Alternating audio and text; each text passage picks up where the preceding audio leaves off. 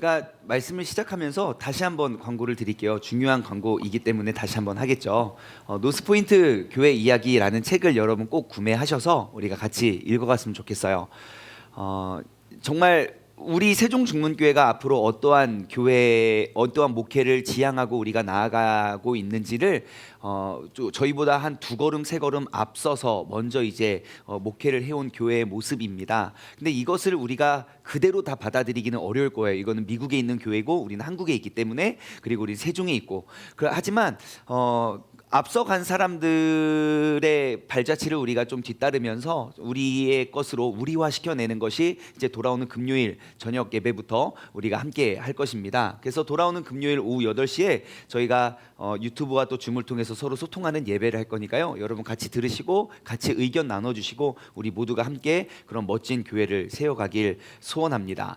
특별히 이번 주 금요일 날은 제가 발표하는 시간이에요. 제가 발표하는 시간인데 우리 2021년 한 해 조직도를 짜서 나눠드리고, 그리고 각 조직의 사역 담당자는 누구이고, 그리고 한 해 우리가 어떠한 큰 일들을 우리가 붙잡고 나아갈지를 나누는 시간이니까요. 여러분 꼭 돌아오는 금요일 저녁 7시부터 함께 해주시기를 바랍니다. 우리는 계속해서 신앙생활에 잃어버렸던 그런 정체성을 우리가 매주 회복해 가고 있습니다.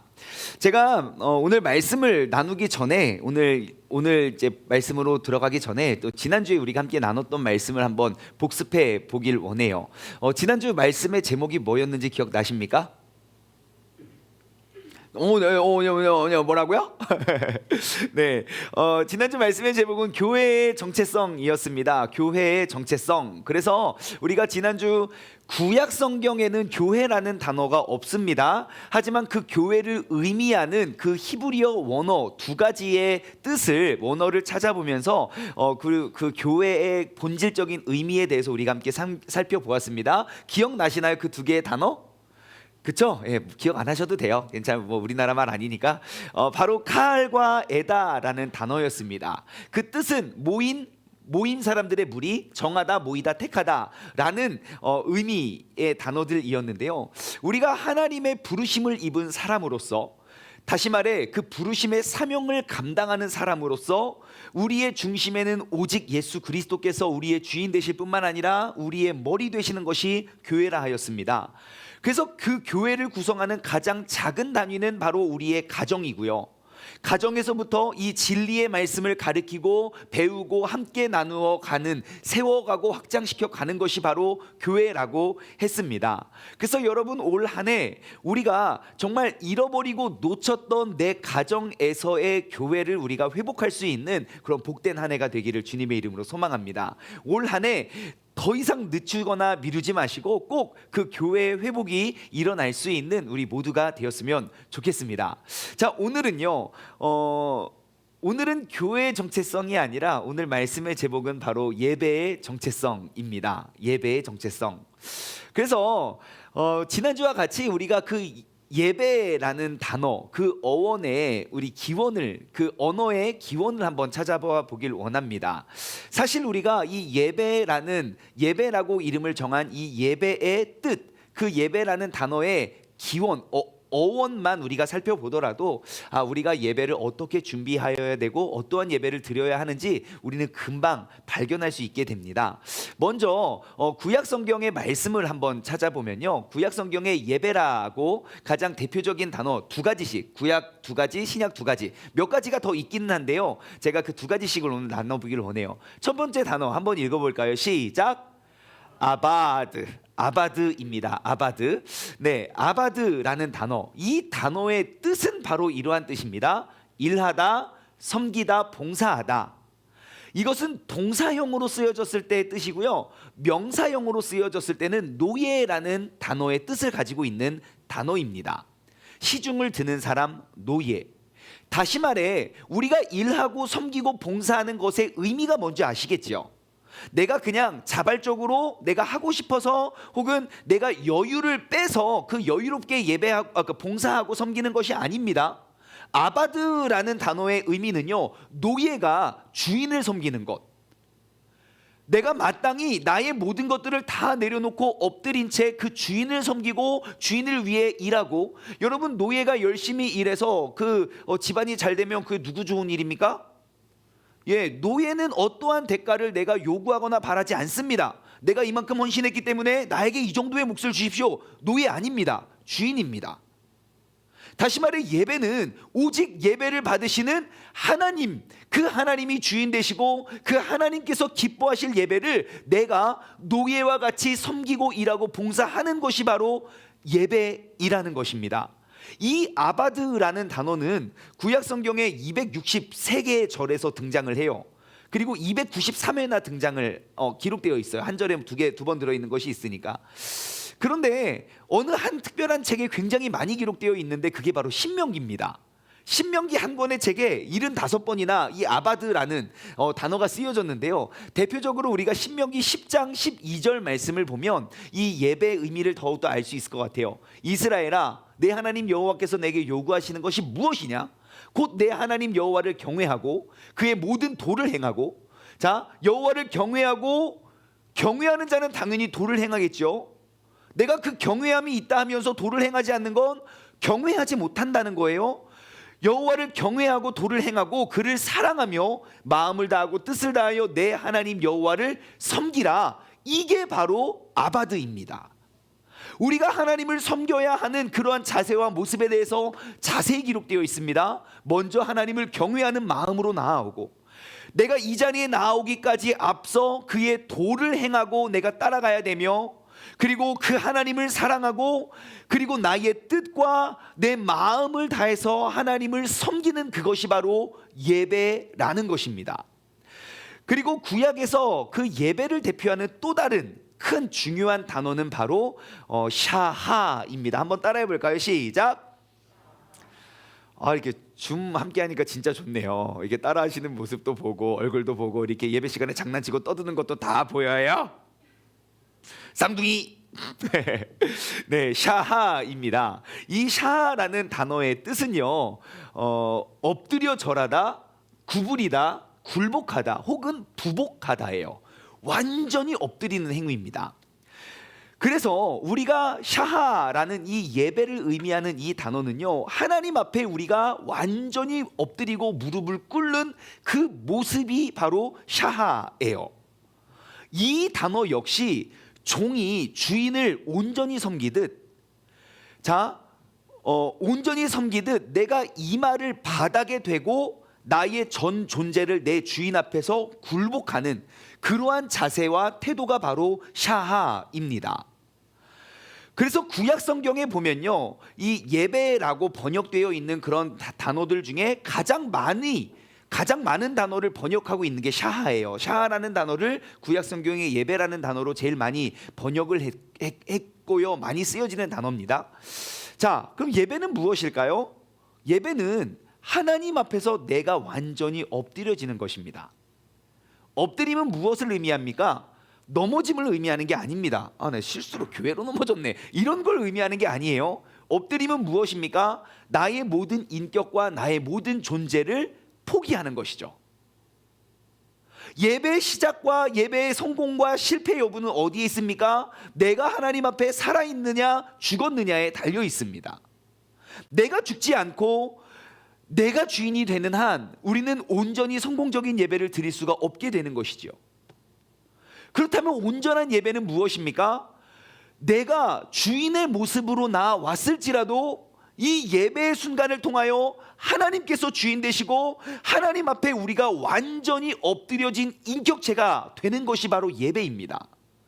그래서 예배를 드리러 오는 사람과 예배를 마치고 나가는 사람의 마음과 생각은 온전한 예배가 드려졌다면 달라질 수밖에 없는 것이죠. 우리가 하나님이 되지 않는 한 내 예배가 살아있음의 증거는 바로 내 예배를 마치고 나간 그 이후에 진짜 나의 예배의 승패, 성공과 실패의 모습을 우리는 확인할 수 있게 되는 것입니다. 여러분, 샤하는 엎드려 절하는 것, 굴복하는 것입니다. 그래서 샤하의 예배를 회복한 사람들은 겸손합니다. 교만하지 않습니다. 또한 다른 사람을 섬깁니다. 여러분, 우리가 구약에 기록되어 있는 그 예배라는 단어, 두 개의 단어가 있었죠. 뭐였습니까? 아바드와 샤하입니다. 아바드와 샤하. 여러분, 이 두 개의 단어의 의미를 통해서 우리가 발견할 수 있는 그 예배의 정체성은 무엇이겠습니까? 예배는 종의 모습으로 섬기는 것이 예배라는 것. 그것을 오늘말로 번역을 하면 예배는 봉사 없이는 이루어질 수 없는 것입니다. 여러분, 우리가 진정으로 예배의 정체성의 회복을 외치기 원한다면 여러분, 봉사의 자리로 나아가십시오. 내가 하나님의 그 종이 되어서 내가 무엇을 섬길 수 있을지, 내가 어떻게 하면 내가 더 낮아지고 더 엎드려질 수 있을지, 한 번의 예배, 매번의 예배 때 나의 모든 것들을 다해서 주님께 올려드릴 수 있는 그것이 바로 예배의 가장 기본 자세임을 기억하시기 바랍니다. 여러분, 혹시 그런 교회 본 적 있습니까? 예배에 나온 모든 사람들이 서로들 막 섬기고 싶어가지고 막 내가 섬길 수 있는 일들을 막 찾아서 막 서로들 섬겨주는 그러한 예배, 그러한 교회 혹시 보신 적 있으십니까? 나 그런 교회 경험했어요. 없는 것 같아요. 그럼 우리가 상상만 한번 해봅시다. 상상은 뭐 자유니까요. 상상을 한번 해봅시다. 여러분, 내가 교회를 처음 갔어요. 어딘지도 모르고 누군지도 모르고 아는 사람도 한 명도 없지만 내가 처음 가는 그 예배를 딱 그 예배 자리에 들어오는 순간 그 예배를 드리는 모든 사람들이 서로들 섬겨주는 모습을 봤다고 칩시다. 특정한 몇 명의 임무를 부여받은 몇 명의 사람들 말고요. 항상 그렇잖아요. 교회 가면 새가족 담당하시는 분들은 너무너무 환영해 주는데 그 사람만 환영해 줘요. 다른 사람은 관심도 없어요. 누군지 뭐 하는지. 그러니까 직관적으로 느끼는 건 뭡니까? 이거 다 이중인격이구나. 시켜야만 하는 거구나. 이 마음에서 우러나오는 그런 공동체가 아니구나. 그리고 거기서부터 우리는 예배의 삶과 그냥 내 사적인 삶이, 공적인 삶과 사적인 삶이 결합되지가 않는 거예요. 우리가 보는 그 예배의 모습이 그러하니까요. 하지만 반대로 생각해 봅시다. 예배를 드리는 모든 사람들이 서로를 섬기고 서로를 챙기고 서로의 부족한 부분들을 메꿔가는 그러한 진정한 아바드와 샤하의 예배를 이루는 교회가 있다고 칩시다. 여러분, 그 교회 한 번 예배만, 아무 활동 아무 이야기 하지 않고 한 번 예배만 드리고 와도 평생 잊지 못할 거예요. 아마 그런 교회라면. 여러분, 우리 세종중문교회는요, 우리가 상상만 해도 그런 멋진 아름다운 예배를 세워가기를 주님의 이름으로 소망합니다. 아바드의 예배, 샤하의 예배, 여러분, 우리 모두가 이러한 예배자가 되기를 주님의 이름으로 소망합니다. 자, 이제 신약으로 넘어가 볼까요? 신약 성경에서 예배라고 예배라는 단어로 번역된 대표하는 단어들이 몇 개 있는데요. 그 중에 제가 가장 큰 두 개를 나눠보길 원해요. 첫 번째는요. 첫 번째는 이거고 두 번째 이거예요. 한번 마음에 드시는 거 자신 있게 읽어보시기 바랍니다. 시작. 아무거나 말하지 마. 다 틀렸어. 오빠부라고 있어요. 이제 자, 이건 헬라어고요. 신약 성경은 헬라어로 쓰여졌고요. 여러분 지금 잘 안 보이시죠? 근데 우리가 믿음의 눈을 뜨면 볼 수 있습니다. 하나 둘 셋 하고 외치고 우리가 믿음의 눈을 떠서 함께 읽어보시기 바랍니다. 자, 믿음을 가지셔야 돼요. 읽을 수 있고 잘 크게 보면 보일 수 있습니다. 자, 하나 둘 셋 시작. 프로스키네오 라트레이아. 와, 기가 막히죠. 역시 믿음의 눈을 뜨면 우리가 다 가능해집니다. 자, 프로스퀴네오 라트레이아라는 단어인데요. 먼저 우리가 프로스키네오라는 단어를 한번 살펴보길 원해요. 이 프로스키네오라는 단어의 뜻은요, 절하다, 입맞추다, 굽혀 절하다예요. 자, 뜻이 뭐냐면 절하다, 굽혀 절하다는 이해는 하겠지만 입맞추다가 왜 여기에 있죠? 여러분, 절하는 것과 입맞추는 것엔 좀 거리가 멀잖아요. 입맞추는 건 뭐예요? 뭐 우리는 뭐 이렇게 하지만 좀 이상한 생각이 들 수 있지만 여러분 외국에는 서로 이게 그냥 가벼운 이제 반가운 사람들 만나면 이제 미국 사람들 생각하면 그냥 자유로운 나라잖아요. 그래서 허그도 하고 이렇게 입도 맞추고 입술을 맞히진 않아요. 근데 경의를 표하면서 서로 이렇게 인사를 나누죠. 그런 게 분명 입맞추다인데 왜 앞에는 절하다 굽혀 절하다는 의미가 있을까요? 이 대상 입맞추는 곳이 어딘지를 우리는 알아야 됩니다. 지금 프로스퀴네오라는 단어가 의미하는 그 예배, 신약 성경의 예배라고 쓰여진 이 단어가 의미하는 입맞춤은요, 사람의 동등한 신분에서 사람과 사람의 얼굴을 맞대며 입맞추는 걸 이야기하는 게 아닙니다. 종이 주인 앞에서 완전히 엎드려진 채 주인의 발등에 입을 맞추는 걸 의미합니다. 여러분, 이 프로스퀴네오는 아까 제가 구약 히브리어 성경에 보면 나와 있는 그 샤하와 같은 단어예요. 내가 주인 앞에서 완전히 엎드려지는 것. 여러분, 예배의 자세를 아시겠습니까? 예배는 내가 죽지 않으면, 내가 그 하나님을 나의 주인으로 모시거나 섬기지 않으면 우리는 죽었다 깨나도 온전한 예배를 드릴 수 없다는 것입니다. 그럼 우리가 왜 엎드려야 됩니까? 뭐 잘못해서? 그 죄를 발견하고 그 죄의 회복을 위해서 나아오는 것이 바로 예배이죠. 여러분, 나의 죄를 발견하고 엎드리는 것이 바로 예배입니다. 나의 예배가 하나님의 시선을 느낄 수 있고 하나님이 안 계신 것 같은 예배자의 모습이 되지 않기를 바랍니다. 보십시오. 우리가 왜 하나님 앞에 엎드리지 않고 내가 죄를 그렇게 많이 져도 아닌 척 이렇게 편안히 앉아 있는지 아십니까? 이유는 단 하나, 예수님이 옆에 느껴지지 않기 때문이에요. 한번 생각해 보세요. 여러분, 지금 이 시간 이 자리에 예수님이 내 앞에 계신다면 여러분 지금 그 자세로 예배 드리시겠습니까? 유튜브 그 자세로 그 자세로 예배 드리시겠습니까? 아닐걸요. 예수님이 내 앞에 오시면 우리의 자세가 말하지 않아도 달라질걸요. 한번 생각해 보십시오. 주님께서 오늘 나를 택하여 부르신다면, 내가 죽어서 그 천국과 지옥을 가르는 그 심판대 앞에 선다면 여러분 어떠한 모습으로 가시겠습니까? 아우, 나 이제 불렀어요. 나 진짜 세상 속에서 너무 힘들어 죽을 뻔했네 하고 나오실 분 계십니까? 그 영광스럽고 거룩하신 그 거룩의 빛 앞에 나의 모든 죄악과 수치가 드러났을 때 여러분 어떻게 하시겠습니까? 자동적으로 엎드려질 거예요. 그리고 제발 날 좀 구원해달라고, 나를 부디 살려달라고 그의 발등에 입을 맞추지 않겠습니까? 여러분, 우리의 예배 속에 이 엎드림의 자세가 회복되어지기를 주님의 이름으로 소망합니다. 또 다른 단어는요, 라트레이아라는 단어인데 동사형으로는 라트류오라고 이제 변형이 됩니다. 라트레이아인데요, 이 단어의 뜻 역시 봉사와 섬김을 의미합니다. 근데 이 라트류오라는 이 단어의 봉사와 섬김에는 어떠한 차이점이 있냐면요, 이 단어가 가진 특징이에요. 내가 여러 명의 주인을 섬길 수 있죠. 그쵸? 난 이 주인도 섬기고 이 주인도 섬기고 이 주인도 섬길 수 있는데, 이 라트레이아라는 단어가 성립되기 위해서는요, 오직 한 주인만 섬겼을 때 라트레이아를 사용할 수 있어요. 내가 라트레이아, 이것이 예배라면 우리는 무엇을 할 수 있습니까? 오직 하나님만 내 삶의 주인이 될 때 우리는 진정한 예배자가 될 수 있는 거예요. 여러분, 내가 진정한 예배자라면 내 삶의 주인은 오직 한 분이 되어야 됩니다.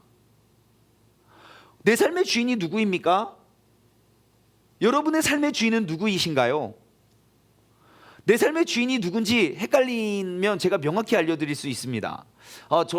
제 삶의 주인은 하나님이에요 라고 그 말이 진짜인지 거짓말인지 구분할 수 있는 쉬운 방법이 있습니다. 뭐냐? 내게 있어서 가장 소중한 것이 흘러가는 그곳이 내 삶의 주인입니다.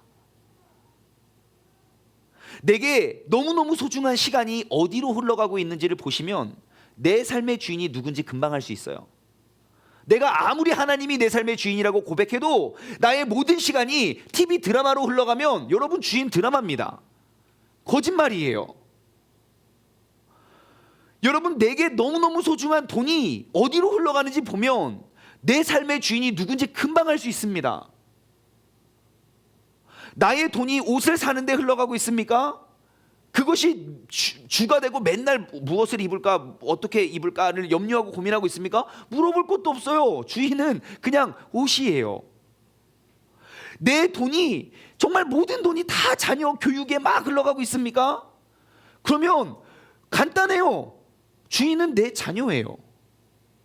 그러니까 그 자녀가 쓰러지거나 무너지면 내가 정신 못 차리고 쓰러지는 거예요. 그게 어찌 하나님이 주인 되시는 삶이라고 고백할 수 있겠습니까? 내게 가장 소중한 것들은 지금 어디로 흘러가고 계십니까? 이 라틀레이아라는 단어는요, 두 주인을 섬길 수가 없습니다. 내가 오직 한 주인, 그것이 이 예배의 주인이신 하나님이고 예수 그리스도가 되는 바로 그때 우리는 진정한 예배자가 될 줄 믿습니다. 아마 이렇게 예배를 드리고 있는 이 순간, 이 상황 속에서도 지금 내 마음이 어디로 흘러가고 있는지 여러분 점검하시기 바래요. 마귀는요, 항상 모든 순간 속에 나의 주인을 흘려보내기 위해 우리를 미혹하고 넘어뜨린다는 사실을 기억하시기 바랍니다. 다시 한번 우리가 이 헬라어 두 개의 단어를 한번 살펴볼까요? 프로스퀴네오, 라트레이아. 분명한 공통점을 발견할 수 있습니다. 모두 종이 주인을 섬기는 모습이고, 종은 완전히 엎드려진 채로 주인만을 섬기는 것이 바로 예배입니다. 그러므로 예배는 나의 헌신이 필요한 것입니다. 여러분, 예배는 내가 편의를 누리는 시간이 아닙니다. 내가 편해지기 위해서 나아가는 것이 아닙니다. 나를 죽이는 것이 예배입니다. 내가 죽기 위하여 나아가는 것입니다. 고로 여러분, 예배를 드리기 위해서 나의 편의를 위한 예배를 추구하지 마시고, 나의 편의를 위해 교회를 선택하지 마시고, 내가 더 많이 죽을 수 있는 모습으로 예배에 나오시기 바랍니다. 바로 그 모습, 그때로부터 우리는 예배의 승리를 경험하게 될 것이고, 그 예배, 한 번의 예배의 승리가 우리의 인생을 완전히 뒤바꿔 놓을 수 있는 강력한 힘을 가지고 있다는 사실을 기억하시기 바랍니다. 여러분, 이 시간 나의 예배를 한번 점검해 봅시다. 나의 예배를 한번 점검해 보십시오. 여기 아바드 샤 프로스키네올 라틀레이아, 이것이 바로 예배라는 단어의 의미입니다. 여러분, 나의 예배는 어떠한 단어와 일치합니까? 나는 아바드의 예배를 드리고 있습니까? 샤의 예배를 드리고 있습니까? 프로스퀴네오의 예배를 드리고 있습니까? 라틀레이아의 예배를 드리고 있습니까? 만약에 나의 예배가 이러한 모습이 아니라면 여러분, 우리는 하나님이 받지 않는 예배를 드리고 있는 것은 틀림없습니다. 예배는 드리는 자의 기준에 중요하지 않습니다. 그 예배의 평가는 받는 이가 평가합니다. 창세기 3장에 그 아담과 하와가 죄를 범하고, 그리고 그는 에덴 동산에서 추방을 당합니다. 그리고 창세기 4장에 따라오는 내용은 예배에 대한 내용입니다. 예배가 무엇인지, 어떻게 예배를 드려야 하는지에 대한 설명은 없지만, 하나님께서 받으시는 예배를 드렸던 아벨과 하나님이 받지 않으시는 예배를 드렸던 가인의 모습이 창세기 4장에 기록되어 있습니다. 그리고 우리는 그 예배의 성공과 실패자의 결과를 보게 됩니다. 하나님께서 받지 않는 예배를 드려왔던 가인은 분명히 그의 삶 속에 예배를 드렸습니다. 자신이 갖고 있던 그런 귀중한 가축을 잡아다가 주님께 곡물을 담아다가 주님께 드렸습니다.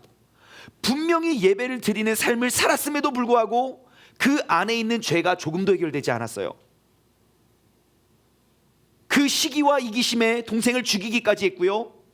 그 죽이는 자신의 죄를 발견하지 못하며 하나님께서 그를 찾아오셨을 때 그는 변명하고 반항하고 거짓말하고 그러한 죄악을 더욱더 쌓아가고 있는 무너진 예배의 삶의 모습을 우리는 보게 되죠.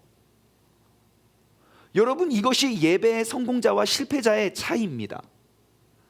똑같이 예배의 자리에 앉아 있다고 해서 예배에 성공했다고 착각하지 마십시오.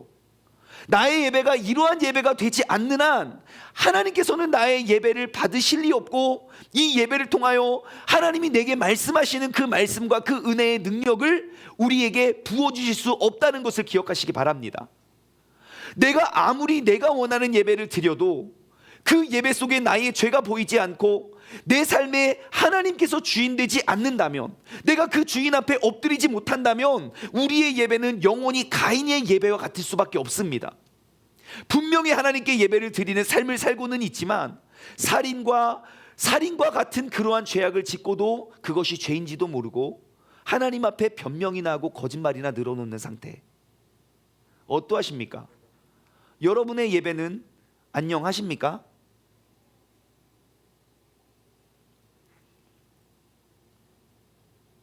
여러분, 오늘 우리가 무너졌던 그 예배를 회복하길 원합니다. 내가 하나님을 경험하지 못했던 나의 예배를 우리가 회복합시다. 내가 하나님 앞에서 온전히 엎드리지 못함을 한번 돌아보십시오. 지금 이 말씀이 나의 예배 속에 들릴 때 우리는 진정한 예배자가 될 수 있는 것입니다. 내가 그분의 종이 되어서 내 삶의 주인으로 하나님을 섬기지 못했음을 우리가 인정하고 오늘 이 시간 그 주님 앞에 엎드리며 나아가기를 소망합니다. 오늘 본문 말씀을 보시면요, 사마리아의 그 수가성에 살고 있던 한 여인을 찾아가시는 예수님을 발견할 수 있습니다. 제가 지난 1월 8일 새벽 예배를 통해서 이 여인이 우물가에 그 물을 뜨러 갔던 시간이 그 시간에 대한 오해를 제가 풀어드렸는데요. 그 새벽 예배 그때 큐티를 못하신 분들이 계실 것 같아서 제가 간략하게 다시 한번 설명해드리고, 전 친절한 사람이니까요. 네, 친절한 충만씨. 네, 설명해드리고 제가 한번 넘어가기를 원해요. 여러분, 복음서에 보면요, 4개의 복음서입니다. 사복음서라고 해요. 그것은 어떠한 것들이 있죠? 마태, 마가, 누가, 요한복음. 이것을 예수 그리스도께서 이 땅에 오시고 죽으시고 부활하신 내용까지 담아낸 예수 그리스도의 생애를 담아낸 4개의 복음서라고 합니다. 근데 이 4개의 복음서 중에 이 마태, 마가, 누가 복음, 제가 색깔을 똑같이 표현했는데요, 이 3개의 복음을 뭐라고 합니까? 공관복음이라고 합니다. 왜냐? 같은 관점으로 바라봤다고 해서 공관복음이에요. 그리고 요한복음은 같은 복음서이지만 조금 달라요. 근데 여러분, 사복음서를 읽으실 때 우리가 조금 알고 봐야 될 대목은 무엇이냐면, 공관복음과 요한복음에는 그 시간을 기록한 시차가 다르다는 걸 우리는 알 수 있어요. 무슨 말이냐면, 공관복음에서는 유대의 시간을 적용했고요, 그리고 요한복음은 로마의 시간을 적용해 있어요. 그래서 공관복음에 나오는 3시, 6시, 9시와 그리고 요한복음에 나오는 3시, 6시, 9시는 달라요. 어떻게 다르냐? 공관복음에 나오는 그 시간이 나오거들랑 플러스 6시간 하시면 됩니다. 그러니까 3시다 그러면 그 시침의 반대쪽을 가리키면 돼요. 9시고, 6시다 그러면 12시고, 9시다 그러면 오후 3시고. 그래서 유대인들은 하루에 3번 기도회가 있었어요. 3시 기도회, 6시 기도회, 9시 기도회. 그러면 9시, 12시, 오후 3시 3번의 기도회라는 걸 알 수 있어요. 근데 요한복음은 달라요. 요한복음은요, 그냥 기록된 그 시간입니다. 이 시간 계산법이 다르다는 것을 여러분 기억하시기 바래요. 자, 한 가지 예를 들어볼까요? 자, 예수님께서 십자가에 달리고 죽으시고 부활하신 사건은 사복음서가 다 기록을 하고 있어요. 그래서 우리는 그걸 비교해 볼 수 있는데요. 자, 먼저 말씀 한번 찾아주시겠습니까? 마태복음 27장 1절. 마태복음 27장 1절 말씀을 보시면요, 자, 새벽에 모든 대제사장과 백성들이 장로를 예수를 죽이려고 함께 의논합니다. 자, 지금 대제사장과 백성들의 장로들이 예수님을 넘겨서 죽이려고 의논하는 때가 언제입니까? 새벽이에요. 새벽. 자, 이 사건을 마가복음 15장은 이렇게 기록하고 있어요. 마가복음 15장 1절. 새벽에 똑같이 마가도 새벽이라고 이야기해요. 대제사장과. 자, 그럼 이 새벽이 있기 전에는 뭐 했죠? 예수님이 제자들과 함께 산에 오르셔서 기도했어요. 뭐가? 땀방울이 핏방울이 되도록 기도하고, 야, 때가 됐다 내려가자 하니까 그 캄캄한 어둠을 뚫고 가론 유다와 그 장로들이 올라와서 예수님을 잡아가서 새벽에 넘겨진 게 틀림없어요. 그렇죠? 자, 그리고 예수님을 빌라도에게 넘겨준 때가 새벽이라고 이야기해요. 그리고 예수님이 십자가에 달리신 시간이 언제죠? 몇 시에 달리셔서 몇 시에 돌아가셨다고 알고 계십니까? 12시에 달리셔서 오후 3시에 돌아가셨다고 우리는 알고 있어요. 왜 그러냐? 마태복음 27장 45절 46절 말씀 보면 제6시로부터, 자, 아까 말씀드렸죠. 공간복음의 시간 계산법. 6시면 12시입니다. 자, 그러면 12시에 온 땅에 어둠이 임하여 제9시까지 계속되더니, 자, 9시면 오후 3시예요. 그래서 예수님은 12시에 매달려서 가장 뜨겁고 태양이 가장 내리쬐는 그 시간 동안 매달려서 9시까지 달리셨다가 죽었어요. 마가복음은 이렇게 기록하고 있어요. 마가복음 15장 25절. 자, 때가 3시가 되어 십자가에 못 박았어요. 자, 3시, 그러니까 9시에 새벽부터 재판받고 9시에 못 박았어요. 그리고 33절, 마가복음 15장 33절이에요. 6시가 되매 온 땅에 어둠이 임하여 제9시까지 계속되더라. 예수님이 십자가에 달리신 그 시간이 12시에서 오후 3시로 알고 있어요. 누가복음에는 이렇게 기록되어 있어요. 누가복음 23장 44절, 때가 제6시쯤 되어 해가 빛을 잃고 온 땅에 어둠이 임하면서 제9시까지 계속되고, 46절, 예수께서 큰 소리를 불러 이르되 아버지 내 영혼을 아버지의 손에게 부탁하나이다 말씀하신 후 숨졌어요. 여기에 대해서 우리는 의심할 여지가 없어요. 그런데 요한복음은 좀 달라요. 요한복음 19장 14절 말씀을 보시면, 자, 이날은 유월절의 준비일이요 때는 몇 시요? 6시니라. 빌라도가 유대인들에게 이르되 보라 너희의 왕이다 그래요. 지금 6시면 예수님 어디에 계셔야 되는데요? 그 유대의 시간법이라면 6시에 예수님 어디 계셔야 됩니까? 십자가에 달려 계셔야죠. 근데 6시에 재판받고 있어요. 아까 말한 그 새벽과 이 6시가 같아요. 그래서 우리는 알 수 있습니다. 이 공간복음의 시간과 요한이 기록한 그 시간은 다른 시간법이라는 것. 그래서 여러분 기억하세요. 자, 오늘 본문 말씀으로 다시 돌아와서요. 예수님께서 수가성 여인을 기다렸다가 만난 시간은 6시라고 되어 있어요. 그것은, 그래서 많은 설교하시는 분들이 낮 12시에 태양볕 쨍쨍 찌는데 아무도 사람들 물 들어 안 갈 때 막 더워가지고 헥헥거리면서 가서 물을 떴다라고 설교를 많이 들으셨을 거예요. 저도 그렇게 했었고요. 그런데 알고 봤더니 그게 아니에요. 해가 뉘엿뉘엿 다 져들고 이제 유대의 기준으로 내일이라는 것은 해가 떨어지면 내일이거든요. 그 다음 날을 맞기 위한 정말 그 어두운 시간이 되었을 때 예수님은 그곳에 가서 그 여인이 올 것을 기다리고 계셔요. 그래서 오늘 본문 말씀 19절부터 말씀을 보시면요, 자, 그 여자가 말합니다. 여자가 이르되 주여 내가 보니 당신은 선지자입니다. 그러니까 선지자라는 걸 알고 선지자에게 하는 말이 이거예요. 아니, 우리 조상들은 이 산에서 예배하였는데 당신의 말은 예배할 곳이 예루살렘에 있다 하나이다 라고 이야기를 해요. 자, 여러분, 우리가 삶을 살다 보면요, 내가 누구를 만나느냐에 따라서 내가 대화의 주제가 달라집니다. 생각해 보세요.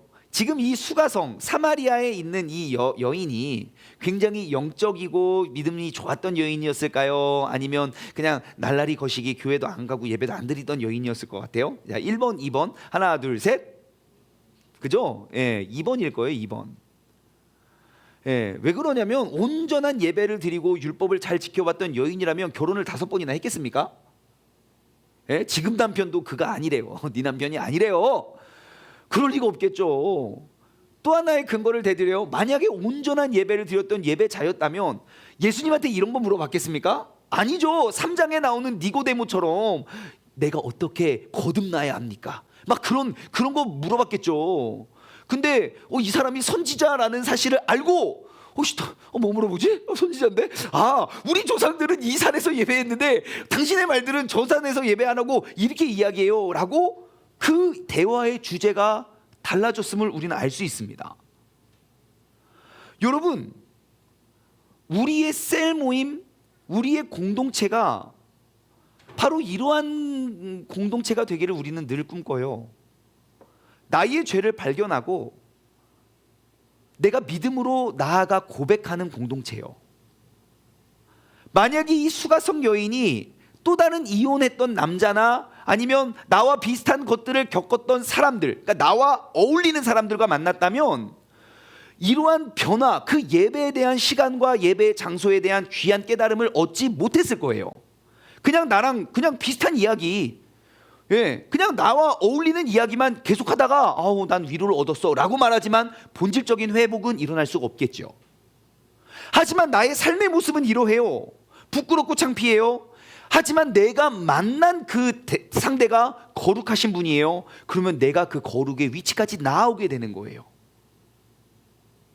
내가 그곳을 향해 나아가서, 그래서 셀 모임은요, 내가 친한 사람, 아는 사람들끼리 모이는 건 건강할 수가 없습니다.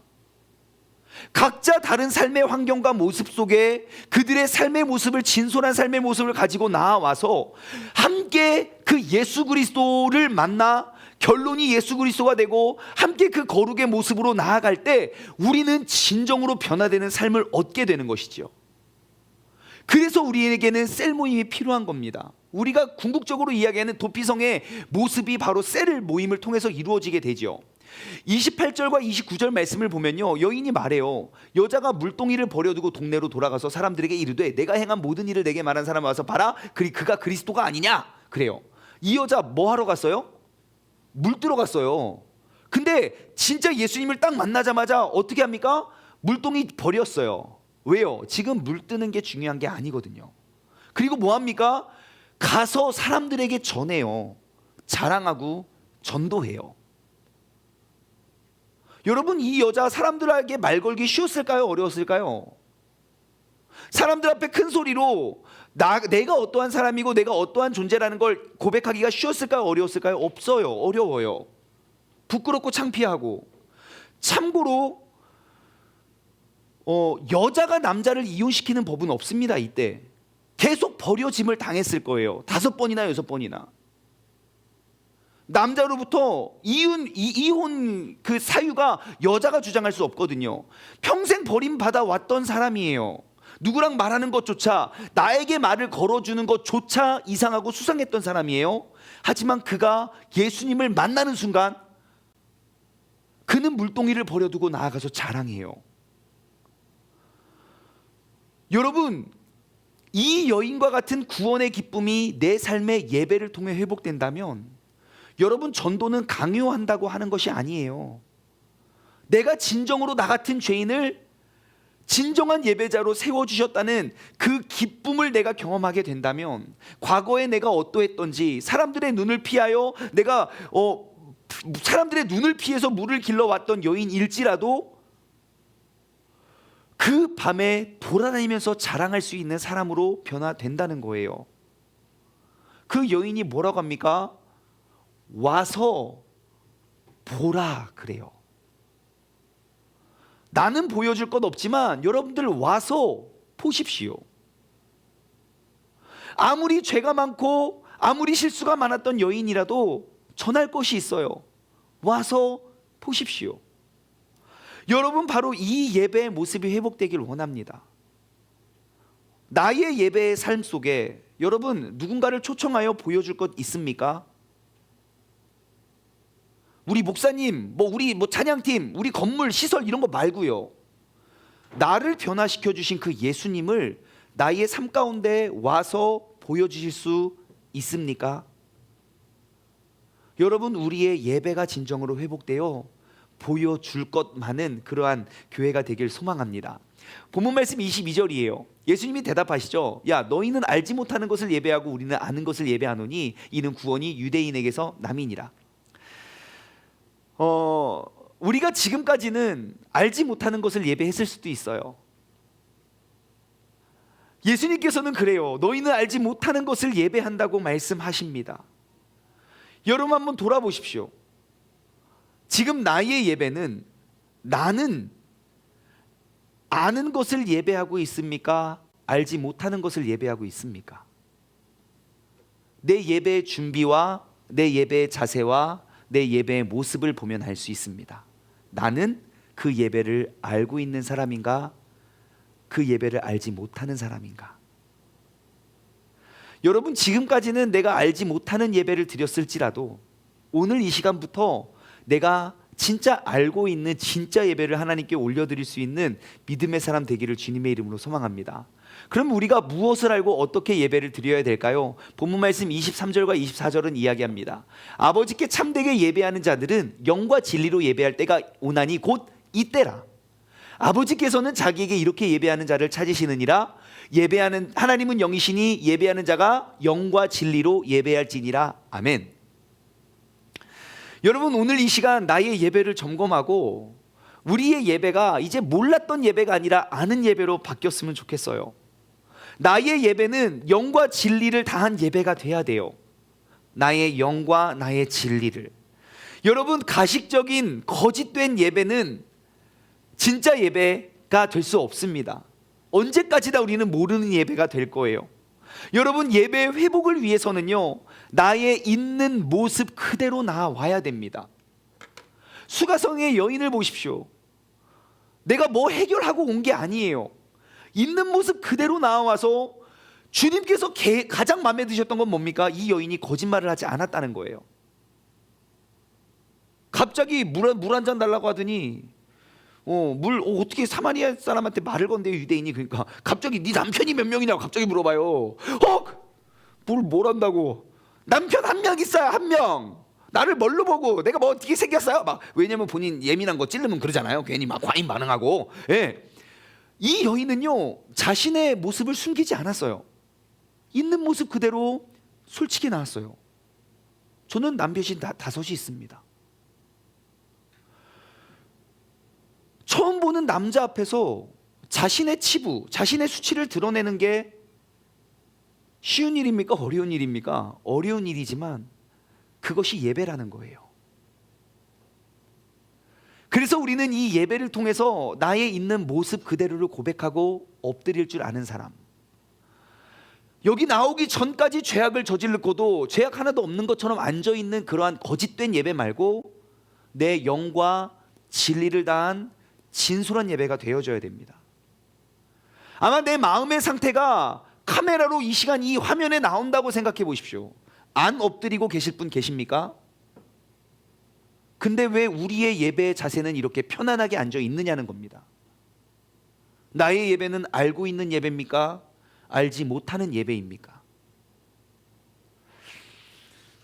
이 수가성의 여인은 한 번도 만난 적 없는 그 남자에게 자신의 모든 치부를 다 드러내요.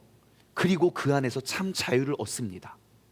여러분, 우리가 꿈꾸고 지향하고 우리가 추구하는 그러한 셀 모임은 바로 이런 것입니다. 내가 알고 친해졌기 때문에 내 마음을 터놓고 이야기하는 게 아니라 내가 어떠한 치부를 드러내도 그것을 다 품어주고 끌어안아주고 예수 그리스도로 결론을 내어줄 수 있는 그게 우리의 셀 모임이 돼야 돼요. 그것이 우리 교회의 모임이 돼야 되고요. 그것이 우리가 외치는 도피성이라는 것이에요. 그게 누구든 어떠한 사람이든 나이가 어떻고 과거가 어떻든 그건 중요하지 않아요. 그 속에서 내가 솔직히 나와 하나님 앞에 나의 진실된 모습으로 나아가 예수 그리스도가 결론이 되는 그러한 예배를 드려야 된다는 것입니다. 여러분, 우리는 이 영과 진리를 다한 예배를 사수해야 됩니다. 코로나 시대, 여러분, 이 코로나 시대는요, 무너졌던 내가 알지 못했던 나의 예배를 세우기 위한 하나님의 특별한 은혜입니다.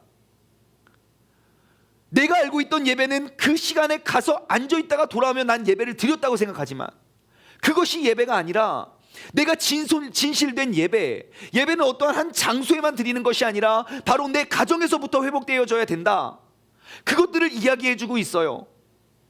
그래서 지금 내가 드리는 그 예배 자리에서 무너져 있던 예배를 회복시키기 위한 하나님의 특별한 은혜라고 저는 생각해요. 여러분, 영상 예배 때 영상 예배에 익숙해지는 게 무엇입니까? 어떻게 사람들의 눈을 속이면서 댓글 몇 번 달아주고 나 지금도 듣고 있어요, 지금도 이런 거 표시하는 게 예배에 익숙해지면 안 됩니다. 여러분, 영상 예배가 어려운 이유가 뭔지 아십니까? 사람이 앞에 서 있지 않아서가 아닙니다. 막 소리가 빵빵하지 않아서가 아니에요. 화면이 작아서가 아니에요.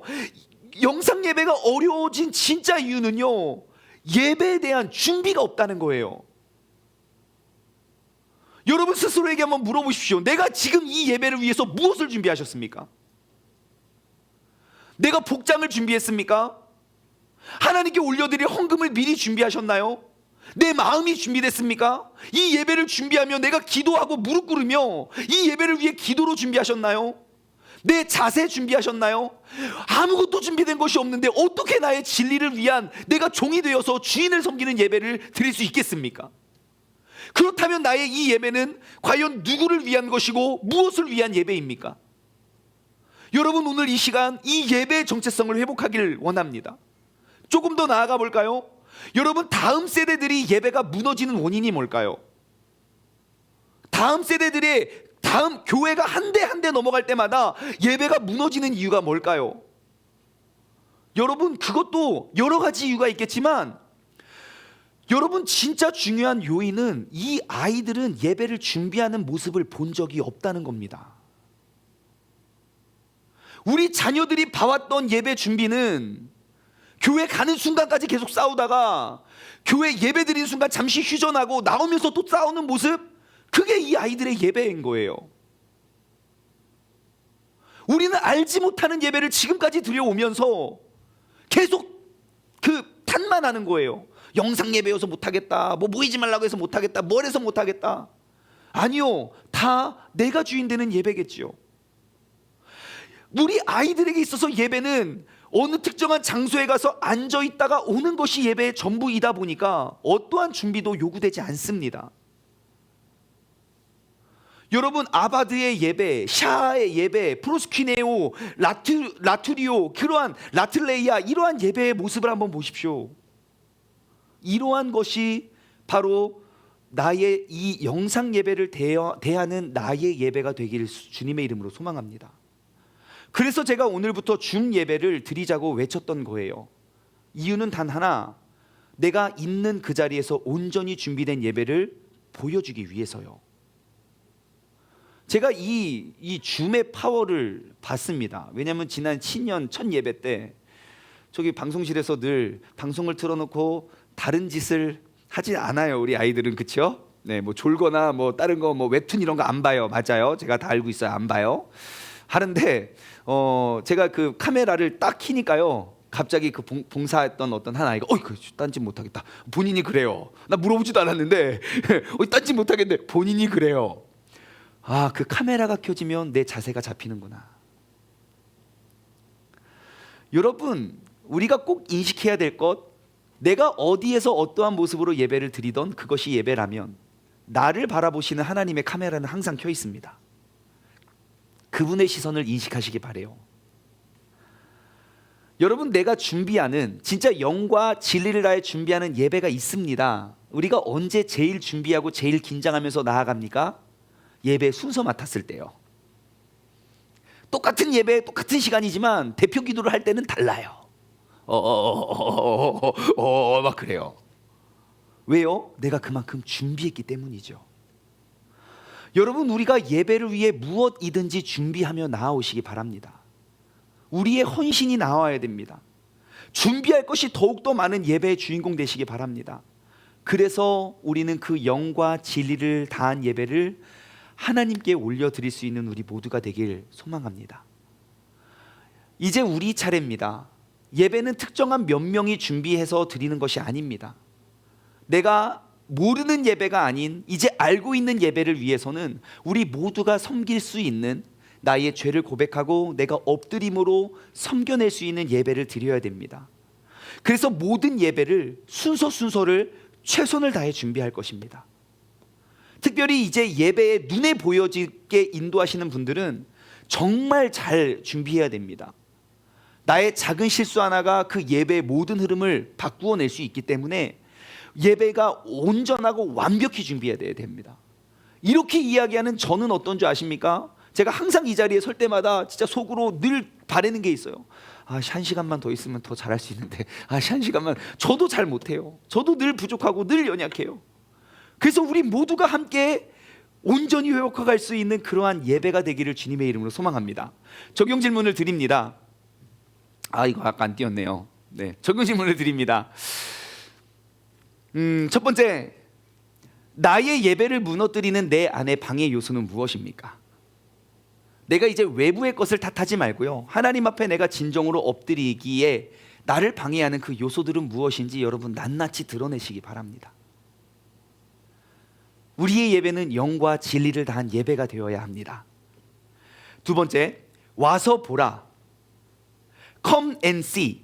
내 삶에 보여줄 예수님의 모습은 무엇 있습니까?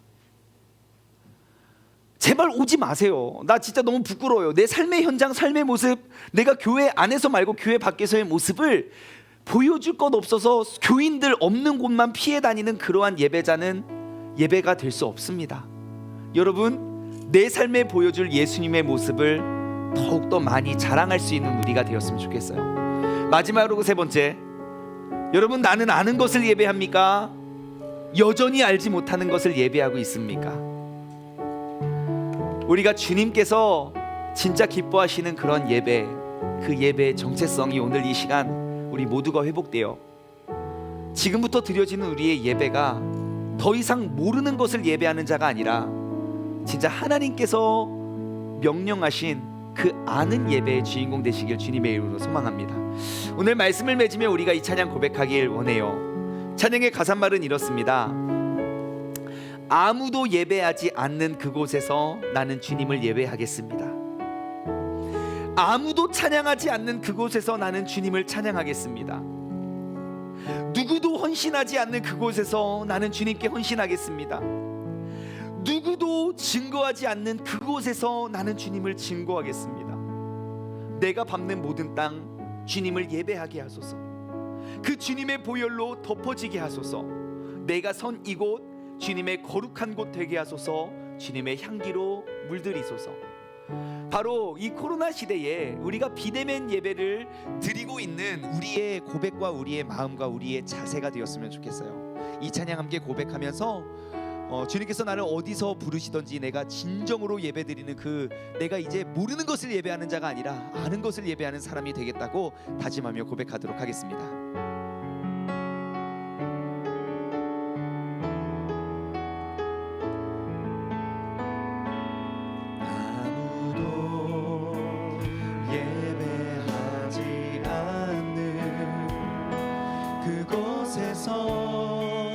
주를 예배하리라.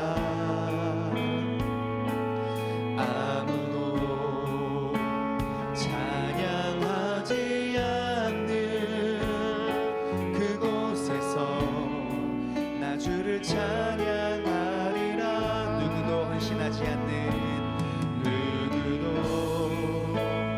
헌신하지 않는 그곳에서 주께 헌신하리라. 누구도 증거하지 않는 그곳에서 나 주를 증거하리라. 내가 맘는 모든 땅 주를 예배하게 하소서.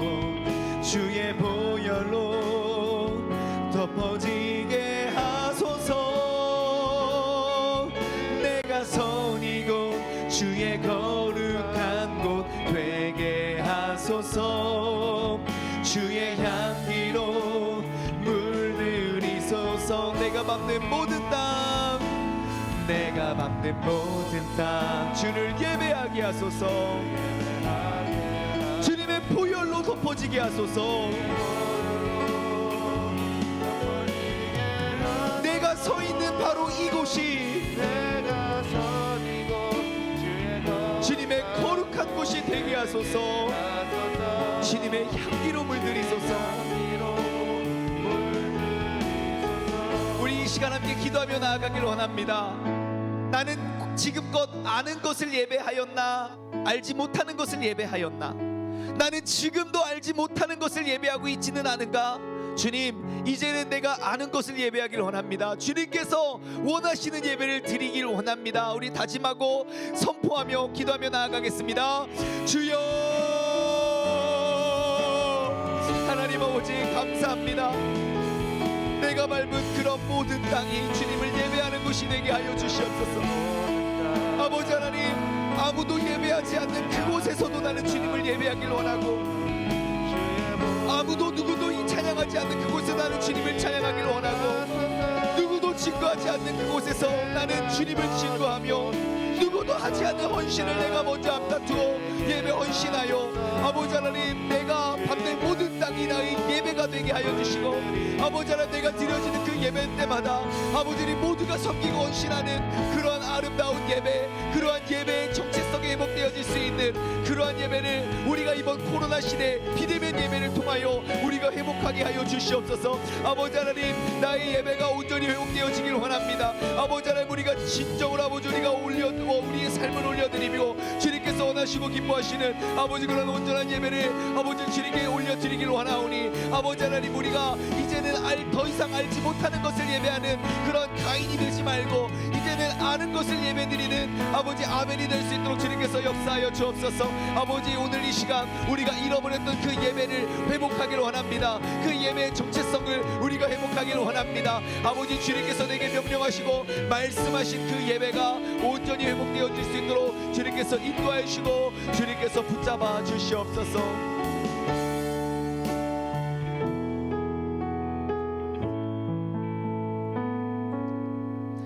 하나님 아버지 감사합니다. 지금 이 시대 이 상황 속에 우리가 예배를 드리고 있다는 것은 우리는 보통 믿음이 아닙니다.